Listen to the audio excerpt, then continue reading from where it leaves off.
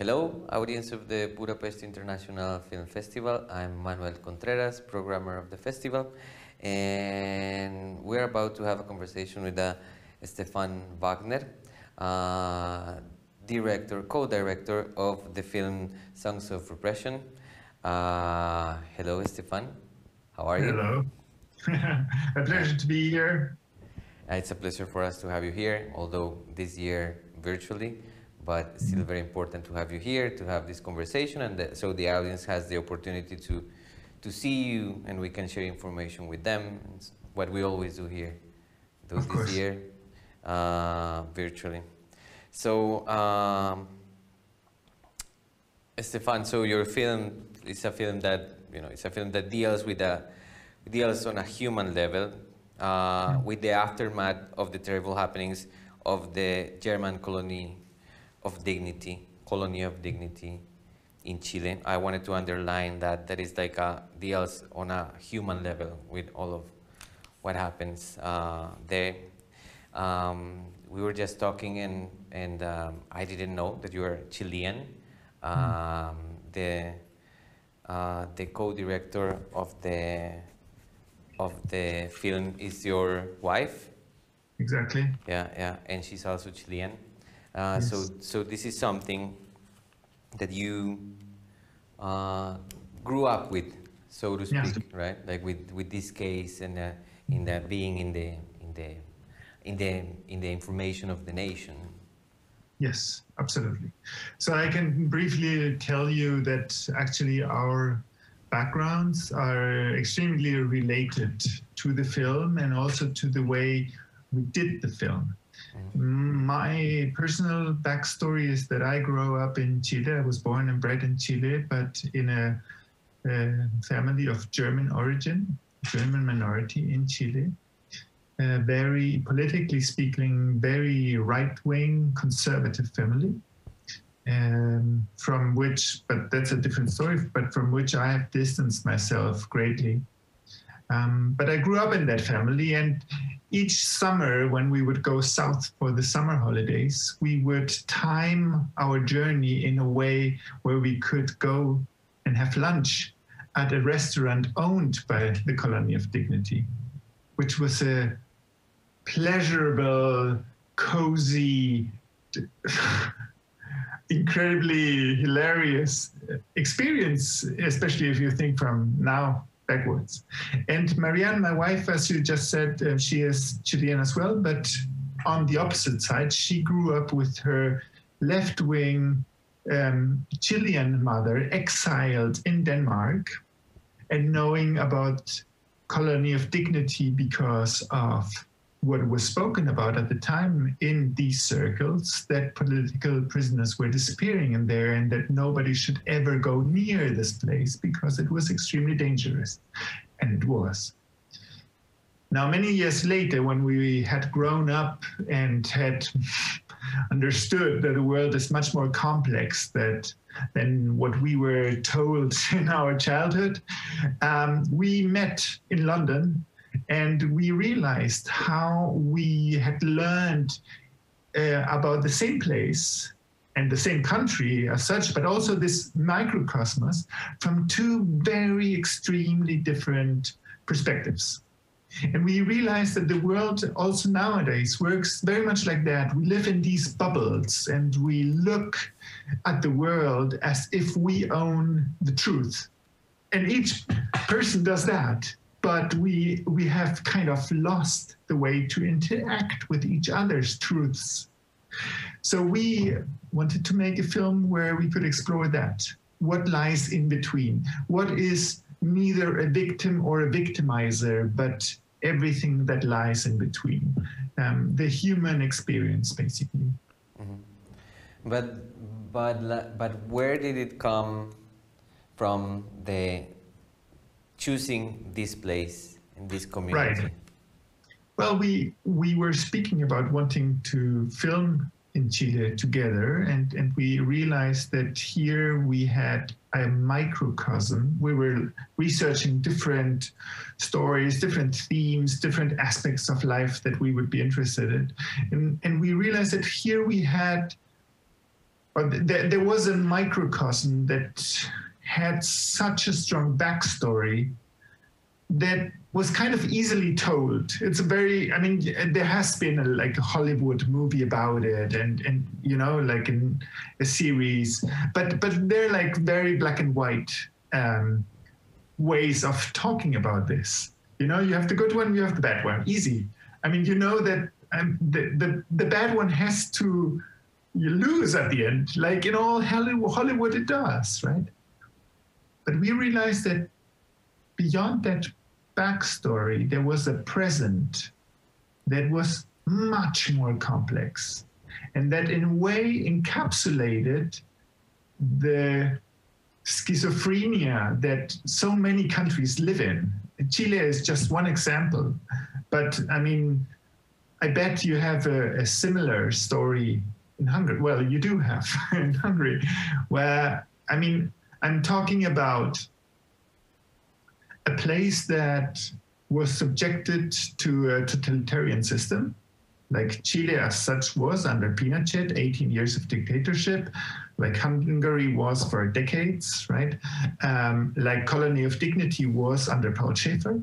But then that system ends in a certain way, and you have a post-totalitarian system. And those systems are extremely interesting. What happens when there is not a real integration of the human people and the human experiences? How does a reconciliation process really work? Who writes history? I mean, in this colony, it's them, those who win always write. And well, here it happened. They won the battle, kind of, and they rewrite their history. And we found that extremely interesting. How do we deal with all those logics? So, I mean, we knew we had to make this film. Mm-hmm. Yeah.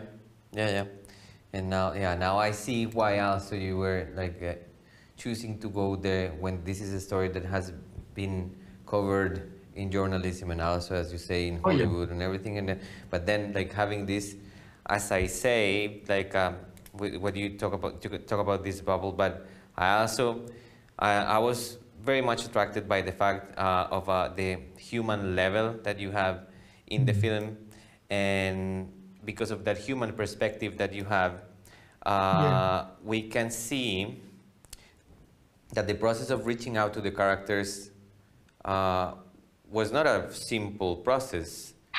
It was as slow as I imagine it, or what I think I saw is that it was a very slow process of getting their trust. And I'm curious about what you have to say about that. Yes. Well, they're different. You're absolutely right. And there's different tools, you could say, that we use. And I don't mean tools like in a ironic way. I mean, it's truly tools. One was time. We spent 4 years making this film. We moved to Chile we have 2 kids together. We moved to Chile with my wife and our 2 kids. We found schools and kindergartens for them, and close to the colony in a city very close by. So we could go there every single day for many, many, many months. We built a real relationship with them, and with many of them. There are many characters, and many other people that are not part of the film, with whom we built truly deep relationships, engaged with them. And we were not the kind of journalist that comes and has 3 questions, and they ask as long as they need until they get the answer they want to get, and then they leave again, and that's it. I mean, we premiered the film a year ago, and still every 2-3 days, I'm sending WhatsApp messages to different people in the colony. And that, I mean, you're totally right. That human approach is what, for us, characterizes the film in a long degree. I mean, how do you, because there are many, many people in the film with whom, and they know that, with whom I have political differences to a big extent. but I still meet them, you know, and engage with them on a true basis. That's super interesting when you approach like that, when you're not judging, when you don't come with the long finger and say, oh, you are the victimizer, you know, but, and it is possible. Although we see in the media all the time the opposite, it is possible. And we really love that. And we hear from many people that they deeply appreciate that in the film. But there's at the same time, there are those who didn't want to be part of the film. Correct. And how was that? How was this the relationship with these people, or being there around these people? With most, and I mean absolutely, really most, it was a very positive relationship. Although not everybody wanted to participate, but we were super open about that. I mean, that was totally fine. We didn't want to push anybody into any kind of role, or not at all. And even, I would say more, which for me as a filmmaker at least is a really important part, and which is like the ethical question. When you make such a film, when you work with people who are truly deeply traumatized, who have suffered to an extent that we can't barely imagine, you have a huge ethical responsibility. And there were scenes that, and I'm not exaggerating, some of what I think are the strongest film we have in our material are not part of the film. We left them out because there were ethical issues with them that we didn't want to inflict upon the characters. Because when you build these very intimate relationships, sometimes people open up in a way, they're opening up to you, and they forget that there is a camera. And you have two choices. Either you exploit that, or you have an ethical approach and say, here I draw a line where I think you said that, but it wouldn't be good for you if this comes out. It would haunt you, and it would inflict pain on your children and whatever. So yeah, that's very important for us. And we see it, for example, very clear in Horst.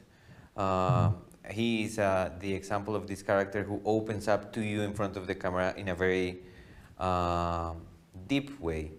Yeah. And I wanted to ask you about that relationship with him, and to reach that level of commitment, you know, because you can see there is not a commitment with the film, but you know, a commitment with you as a person. Yes. Yeah. Oh, absolutely. And I'm very aware of that. And again, I treat that with a lot of respect because I know what it means.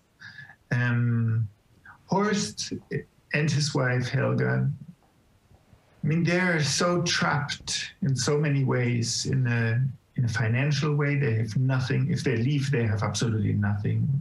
They have no studies. They speak a very broken Spanish. He is 60 and with a broken body, he wouldn't, I mean, there's no pension, nothing. So there he is trapped, but also emotionally, they're really trapped. They're dependent emotionally on a system which they hate and still need or yeah. And he had a great need to finally find somebody with whom to share with whom to open his heart, and to be understood, and to be listened to, and be respected, and be valued, because he hasn't had that. And Helga neither. Helga even much less.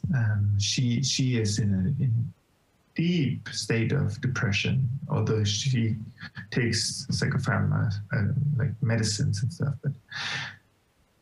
But our relationship was of friendship, and she sensed that, and she trusted in that, and opened up. And I mean, that's a gift as a filmmaker. It's a gift. Mm-hmm. Yeah. And I assume that these are things that you were not expecting to happen, not clearly from the, and from there, I would like to ask you about what were your preconceptions before going there, like what did you think you were going to face, and then it changed into this, or into what? That's a really interesting question, because that often happens, right, in filmmaking, in documentary filmmaking. In our case, it was different, partly because we had such a long backstory to this place, as I told you. And then in 2015, I think it was, we went there February 16, we went there together, like on holidays, so to say, to see if there really was a film there. I mean, we knew about this place, we had spoken a lot about it and read and stuff, and then we went and we wanted to feel it, we wanted to sense it, because we were not interested in the back, we were interested in the now. And there was. And then we came back to Denmark, where we live, and we spent a whole year doing very intensive research. And we saw everything you can watch, and we read everything you can read, and everything. I mean, we did our homework. So we had a pretty good idea about both the past and the present. But there's one thing which is really interesting, and I wanted to talk about. It is a man who lives in Berlin, who has done years and years and years of study about this place, and he has come up with an illness, he says, that you can get when you go there. And it's not something like extraterrestrial or whatever. He calls it colonitis. It's like the syndrome of the colony. And it means that after a while, you start to feel so much pity for them, because they have gone through so many bad things, that you start to see everybody as victims. And they are really, really good at that. And they have always been. Also in the times under Schäfer, they were always so good at making these images of themselves up. And you get colonitis, and you really do. And it was so good that we were two, and we were come from so different backgrounds, so we understand these codes of communication, that we could remind each other every now and then, hey, listen, you're getting colonitis. I mean, yes, there are victims, it's true. But look at what they did as well. I mean, you can't excuse one thing with the other. And so we could keep ourselves awake. And that was really important, to have this balance of because we didn't, as I said, we didn't want it to be this judging kind of filmmaker, but you don't want to be sucked into like a beautiful story of oh, look at poor us, the victims, kind of. You want to keep a balance. Yeah. So that surprised that happened to us quite a few times. Mm-hmm. Yeah, and it's somehow understandable, because also in your film we do see trauma, and also the result of trauma, because it's while watching the film, sometimes it was like what sometimes they call PTSD, post-traumatic stress disorder, like something, if not that similar to that, and you see it like physically and mentally and everything. So I wanted to ask you, like, how common was it, and also this that you say that is something that they're trapped in it, in a way that they can also use it, as you say, to get this colonitis, to sympathize with them. So referring to the trauma, I'm not a specialist, but I would say that I don't think there's a single person in there that is not traumatized. I mean, every single man, and I mean every single man, was sexually abused. Many of them. Horst was abused for 27 years. Can you imagine that? From being a boy, it started with him when he was I think 7 years old, until he was 35 years old, he was sexually abused. I mean, of course there's trauma. And I could give you so many examples. Not only the sexual abuse, right? Being locked away, being separated from your parents. Helga, for many, many years, didn't know who her parents were. The kids were taken away from the parents and didn't never again see their parents. Stuff like that. So yes, there's a huge trauma. And when you deal with that degree of trauma, you have to be very careful how you work, because you can intensify that trauma. So we were in very close dialogue with the psychiatrist who goes there and the psychologist who goes there, and but also, yeah, we were always very, very focused on our ethical balance, not to fuck that up. Yeah, and but do you also see, as for the outcome of the film for them, there were positive things for them in terms of the film as a therapy, so to speak? Yeah, I don't know if therapy is maybe too much to say. We wish that as documentarians often that we can help in such a way. I don't know. Hopefully, but what I do and what I can tell you is that we had promised our characters, everyone, that they would be the first ones to watch the film before it comes out. And when we were selecting for our world premiere at CPH Docs, where we ended up winning the main award and the Film Critics Award, we knew that from that invitation very short notice. So it was like a historical moment. Northern Italy was locked, but at that time, Corona was starting. We were speaking start March. And we flew to Chile for 5 days to show the film in the colony. Yeah. We first showed it to Horst and to Helga alone, because we knew they have a huge risk with what they're doing, with speaking out openly against the existing structure of the system. And then we showed it to everyone. And I mean, we got many, many reactions, really powerful reactions. It was kind of a catharsis that happened. I don't think I have been to a screening like that one ever before. And I mean it. And one of the comments, I could give you many, but one of the comments to answer your question of like, is it therapy, or one of the most common things we heard were that people saying, although there have been so many films about us and series and articles and PhDs and you name it, it is the first time we recognize ourselves on the screen. That is us. The ones you're showing there, that is us.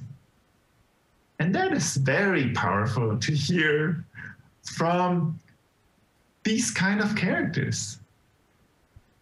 It's something different when you do that about like a single character or documentary, and of course you will hopefully achieve that. But when like a collective story about such gruesome, difficult, complex stories and people, to hear that is wow. You feel honored. Yeah, and it is important also the sole fact that you were able to watch it, to show it to them, you know, like, which is, you know, in the ethics of documentary film, there are so many people who don't really don't think about, you know, like how am I portraying my characters, or if I'm able to show it to them. Yes. So, and that was the point of view from the moment. From the beginning. Yeah, from the beginning. Yeah. That's why we always told them, because we could have said, well, we do it at the end, but we always told it because we wanted them to know and us to remember that we always wanted to be able to look them into the eyes. You know, that was like a milestone for us, that we needed to be able to do that. Yeah. Show them respect. Yeah. The other thing is also easy, you know. because with the camera, when you know how to use it, you can get many things, and then do whatever you think is the right thing, and just laugh about whatever. But that's not. Yeah, I mean, you see it in the film. That was never our purpose. Yeah. And the story itself is a story that has. I think it was also a challenge for you because it has many layers, because of all the things that were happening there, because of all the, because when it gets connected to the history in Chile and to the dictatorship, and then many things that you could have explored there. But still, what I wanted to ask you is that we see a reconciliation, which is that forgive and forget, which is but it's like a forced forced reconciliation and a private one, you know, like inside the community, right? Yes. And they know that it's not working for them, first of all. Of course. And also, I guess from the legal side, there are many things that still happen there. Many things that are still open. Many cases that are still open. Is that the case? Unfortunately not. Actually, like all the abuses, for example, how's that word in English? They have expired. I'm not so good with the names in English, like the legal names, but maybe, you know, there's something called crimen de lesa humanidad, which it's a crime against humanity. Yeah, crime against humanity. They are the ones that do not expire. Yes. So there are cases that are still, I mean, they're still looking for the remains of the disappeared political prisoners. But it's so extremely difficult to find them because they burned I don't want to get into a boring story of the legal happenings, but it is now very clearly proven, and there has been testimony about that. In Chile, at a certain point, thousands of bodies of murdered political prisoners were taken out of the ground again and made disappear forever. And many were thrown into the sea from helicopters, but inside the colony, what they did is they burned the bodies with chemicals. So it's very difficult to find anything. But what they are finding are the graves, the emptied again graves, but the graves where bodies were at some point.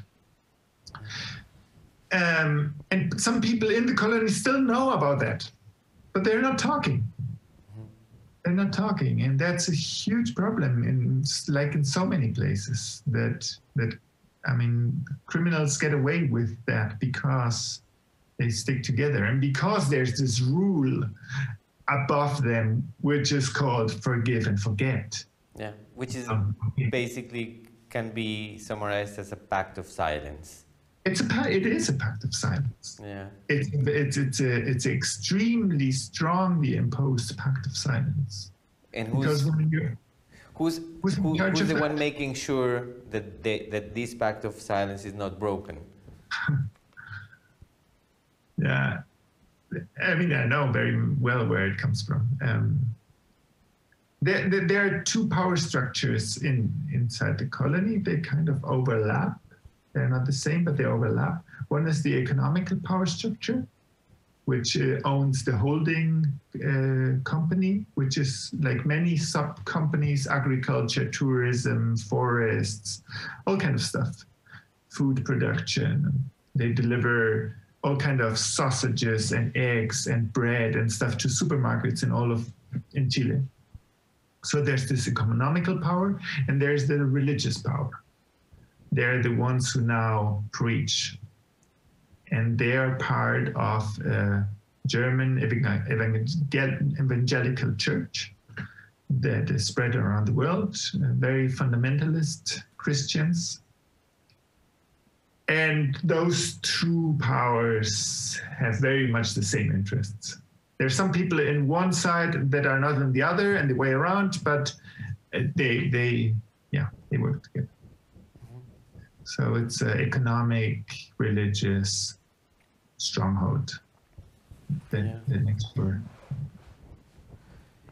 And well, we're running out of time, so I have one last question for you, and it's quite simple. Is what do you see as the future for the colony?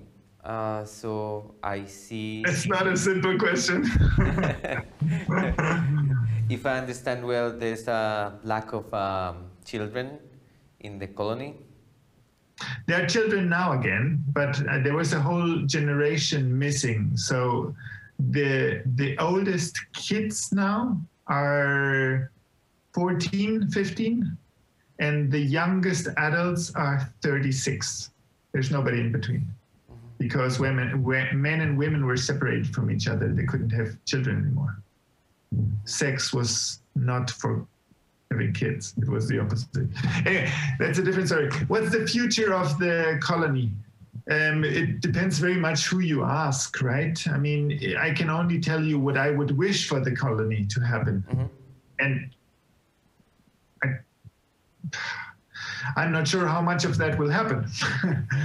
But I would wish that there was, not only in the colony, but that involves the whole country, because it has to do with that, but a true reconciliation, which goes hand in hand with justice, and people with criminal responsibilities have to face them.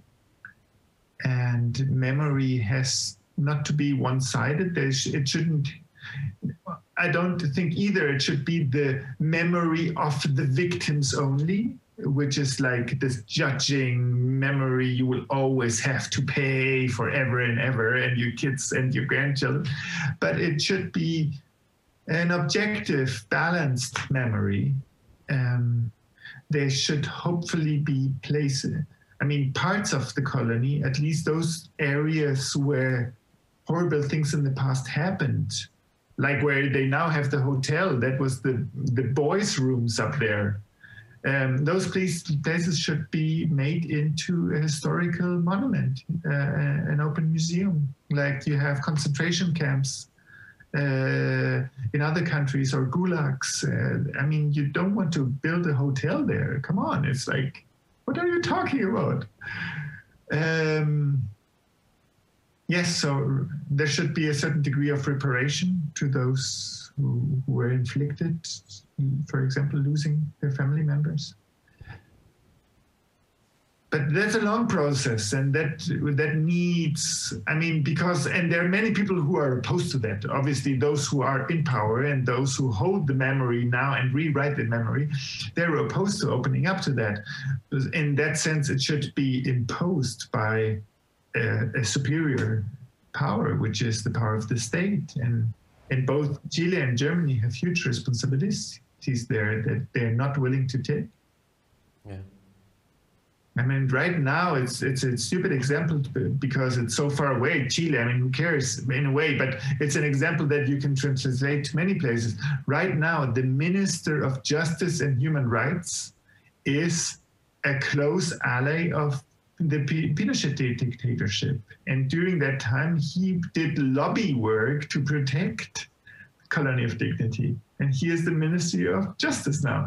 So it's very difficult for something to happen with that in place. Yeah. Now they're about to be kicked out, but we'll see what happens. Yeah. Yeah. It is